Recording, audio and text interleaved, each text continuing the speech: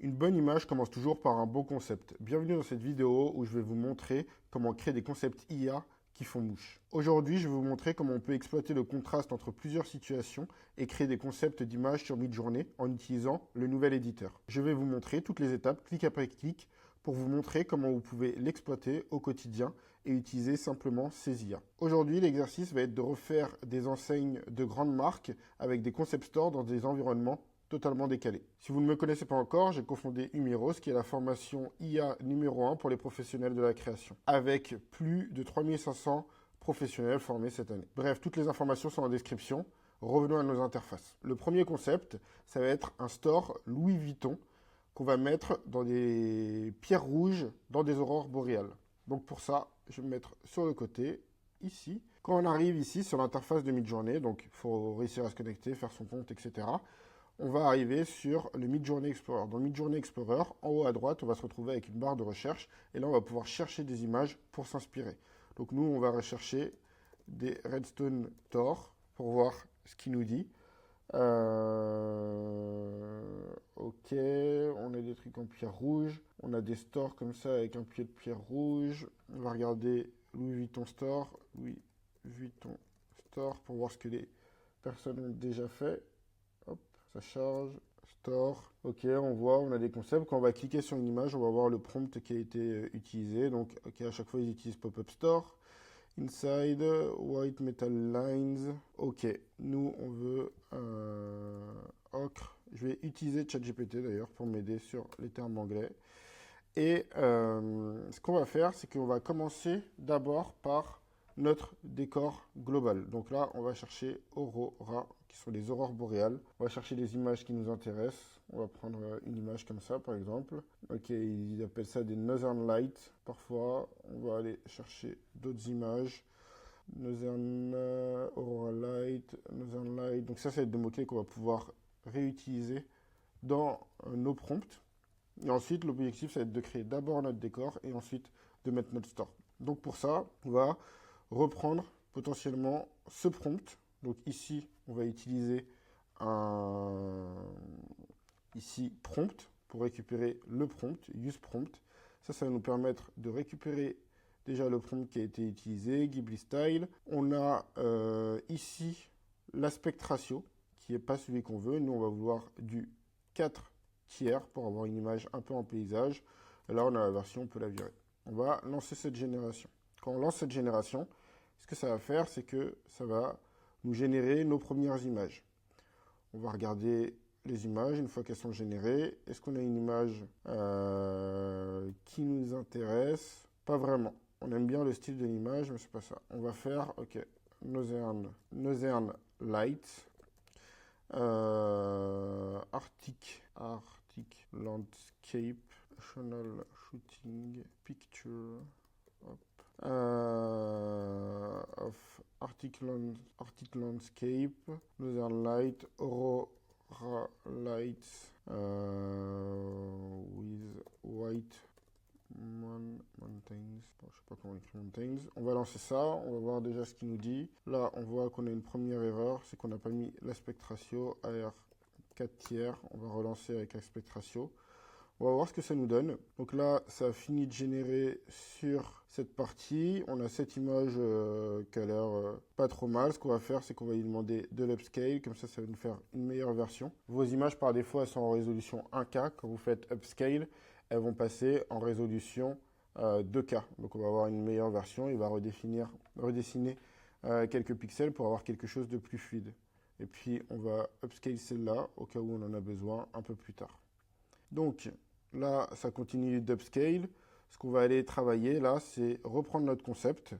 Donc, notre concept, ça va être du Redstone Black Aurora. Et je vais utiliser ChatGPT pour avoir cet effet. Donc, je veux une description en anglais pour Midjourney.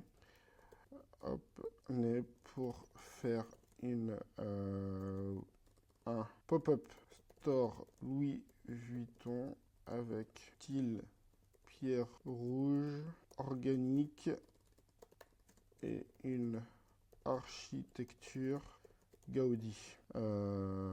Respecte le framework suivant. Donc le framework suivant, ça va être type de photo, sujet, action, qu'on appelle tag chez nous. Action, sujet, action et composition. Mais utilise des mots-clés séparés par des virgules, avec une version détaillée, une version simple. Ok, donc là, je lui ai donné tout ça. Tac, tac, tac. Il m'a donné tout le truc.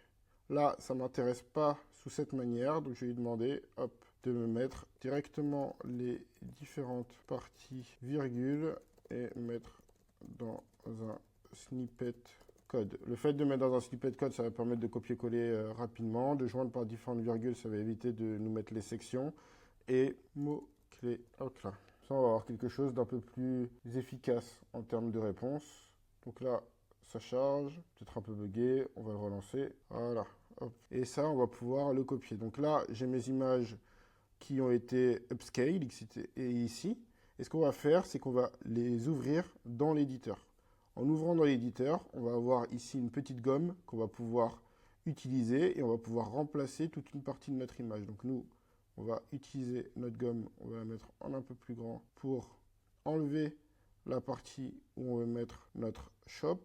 Donc on va enlever, hop, comme ça on va ratisser assez large, hop, ici. Et du coup on va pouvoir changer le prompt avant d'envoyer notre image. Donc je vais copier-coller ce que ChatGPT nous a donné. Je vais le remettre ici, Photo Luxury Pop-up, Red Organic Tone, Gauty Inspired Curve, tac tac tac. On va soumettre 2 fois pour avoir 2 types de résultats et après on va prendre la version simple qu'on va venir copier-coller ici, tac tac tac, on va enlever le upscale, il ne sert à rien, on va le lancer 2 fois aussi. Ok, maintenant on va pouvoir aller dans notre Explorer et on va se retrouver ici avec nos pop-up qui sont remis. Donc on a des pop-up plus ou moins futuristes qui se mettent en place et puis derrière on n'a plus qu'à aller sélectionner. Et par exemple on va prendre celui-là qui est assez cool en termes d'organique, on va le remettre dans l'éditeur et là on va pouvoir